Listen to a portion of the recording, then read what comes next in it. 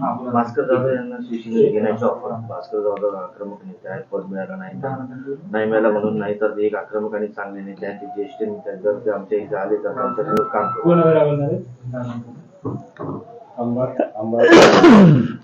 आणि हे ऑफर देण्यामागचं कारण की यात आदित्य विरोधी पक्षनेते होणार अशा पद्धतीची चर्चा नाही. असं भास्कर जाधवांची चर्चा होती ना. असं नाही. त्याच्यावर येईल सांगतो तुला. पहिला तोच आदित्य ठाकरे विरोधी पक्षनेते असणार अशा पद्धतीच्या नागपुरात जोरदार चर्चा अधिवेशनाच्या पहिल्याच दिवशी सुरू आहे. शिवसेना विधिमंडळ गटाच्या वतीनं माननीय पक्षप्रमुख उद्धवजी ठाकरे साहेबांनी भास्करराव जाधव यांचं नाव विधिमंडळ जे आहे कार्यालयाला कळविलेलं आहे. आता याला जवळपास पूर्ण 11 महिन्याच्या वरचा कालावधी होतोय. अजूनही विधिमंडळाच्या कार्यालयाने याच्याविषयी किंवा विधिमंडळाचे जे काही अध्यक्ष आहेत विधानसभेचे यांनी कोणताही निर्णय घेतलेला नाही. खरं ते चुकीचं आहे. कारण सगळे पक्ष मिळून, काँग्रेस असेल, राष्ट्रवादी शरद पवारांचा पक्ष असेल, शिवसेना असेल, या सगळ्यांनी मिळून एकमतानं भास्करराव जाधवांचं नाव दिलेलं आहे.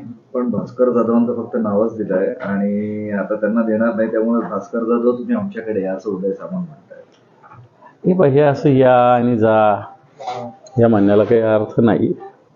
भास्करराव जाधव काही कोणत्या खुर्चीसाठी किंवा कोणत्या पदासाठी इकडं तिकडं जाणाऱ्या व्यक्तीपैकी नाही. भास्करराव जाधव एक स्वाभिमानी, आक्रमक आणि जनतेशी नाळ असलेलं नेतृत्व आहे. हे काही जसं उदय सामंत म्हणतात तशा पद्धतीनं स्वतः उदय सामंत खुर्ची पाहून पळून गेलेल्यापैकी भास्करराव जाधव नाही, असं माझं याविषयी ठाम मत. उद्धव ठाकरे अधिवेशनाला येतात किंवा यावरनं मुख्यमंत्र्यांचं विधान ऐकवतो.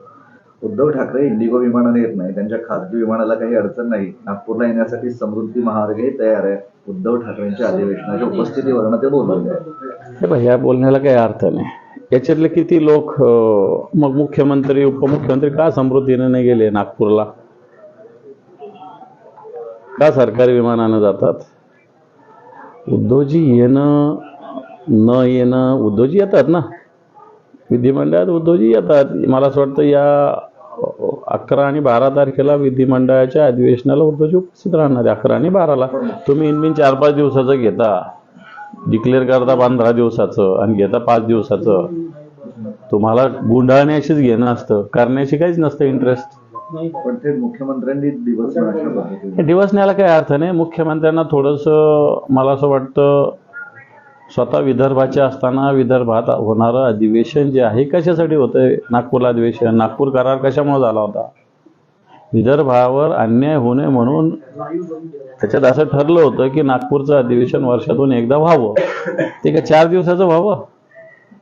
शेकडो कोटी रुपये खर्च करायचे आणि 4 दिवसाचं 5 दिवसाचं अधिवेशन करायचं. पहिल्या दिवसाचं अधिवेशनात श्रद्धांजली, आदरांजली, बिल ठेवण्यातच जात असतो. उरले 5 दिवस म्हणजे 5 दिवसाचं अधिवेशन घेताय नागपूरला. खरं तर तुम्हाला जनतेचे प्रश्न विरोधकांनी मांडू नये अशीच तुमची इच्छा आहे आणि म्हणून तुम्ही अधिवेशन कसं गुंडाळता येईल, कसं कमी करता येईल असा प्रयत्न करता. मध्यंतरी भास्कर जाधव आणि राणे कुटुंबियात काय झालं होतं सगळ्यांना माहिती आहे. त्यात आता भास्कर जाधव यांनी आपला माफ करावं अशी माझी इच्छा असल्याची प्रांजळ कबुली निलेश राणे यांनी दिली. आता यांचे काय काय माफ करावं हा एक प्रश्न आहे. काय काय झालेलं मागच्या काळात सगळ्या कोकणाला माहिती आहे, महाराष्ट्राला माहिती आहे. आणि आता अशी कबुली देऊन जो बूंद से गई वो जो हौद से गई वो बूंद से नहीं आती रहती. कबूतर खात्यावरनं पुन्हा एकदा वातावरण तापलं आहे. त्यांचे तेच गेल्या वेळी गुरु कबुतरांवरनं आता पुन्हा आक्रमक झाले. कबुतरांवर कुठलेही आजार होत नाही. आजपासून प्रत्येक टॉवरमध्ये जाणार आणि प्रत्येक वार्डात जसे गौरक्षक आहेत तशी कबूतर रक्षकही तयार करणार. काही हरकत नाही ना. त्यांनी लोढा बिल्डरला सगळ्यात आधी सांगावं की सगळ्या लोढा बिल्डरच्या जेवढ्या साईट आहे आधी तिथं सुरू करा म्हणा, मग बाकीच्या ठिकाणी करा म्हणा. आधी लोढा जे आहेत ना त्यांच्या मोठ्या पद्धतीनं मुंबईमध्ये मोठे मोठे टावर्स आहे, सगळ्यात आधी तिथं सुरू करा म्हणा त्यांना. शेतकऱ्यांना अजूनही 30% शेतकऱ्यांना त्या गोष्टीची मदत मिळाली नाही याचं पुन्हा आलेलं आहे. अधिवेशनाचा पहिला दिवस आहे.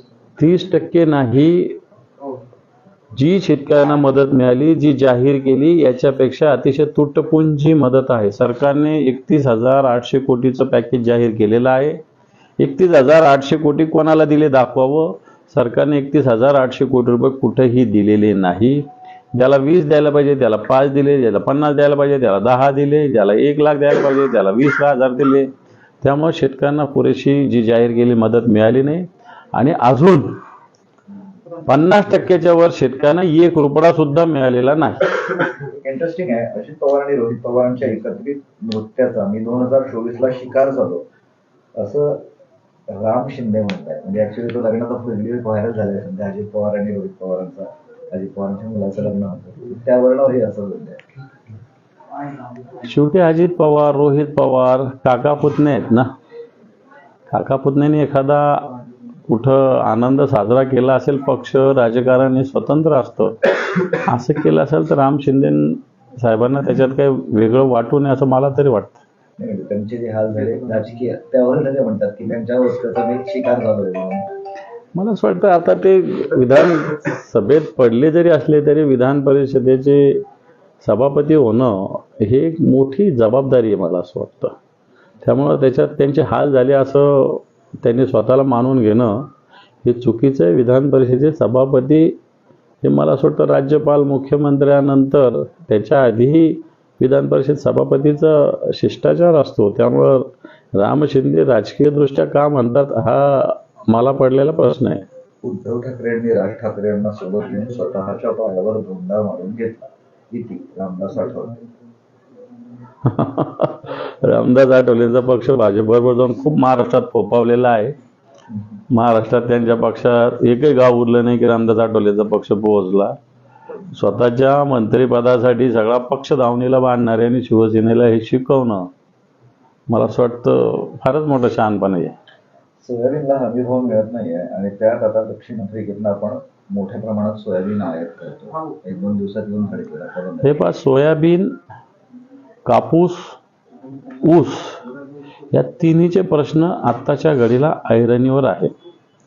सोयाबीनचा भाव सरकारने जो जाहीर केला, प्रत्यक्षात व्यापारी काय भावाने खरेदी करतात हा एक प्रश्न आहे.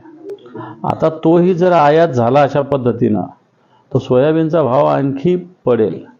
तसंच कापसाचं आत्ताच्या घडीला झाले. कापसाचं अतिवृष्टीमुळं कापसाचं नुकसान झालं, पण जो कापूस आला त्याच्या प्रतवाऱ्या वेगवेगळ्या करून शेतकऱ्यांचा कापूस कमी प्रतीचा दाखवून त्याची सुद्धा लूटमार आत्ताच्या घडीला होते. ऊसाचं सुद्धा तसंच झालेलं आहे. ऊसाचे भाव कारखाने जर बघितले तर शेतकऱ्यांना लुटण्याचंच काम सध्याच्या घडीला करतं आणि सरकार या सगळ्या गोष्टी बघते उघड्यावर. काही दिवसावर तो जो आयात केलेला माल आहे सोयाबीन मुंबईच्या बंदरावर उतरेल आणि त्यामुळे शेतकरी संघटना आक्रमक झालेला आहे.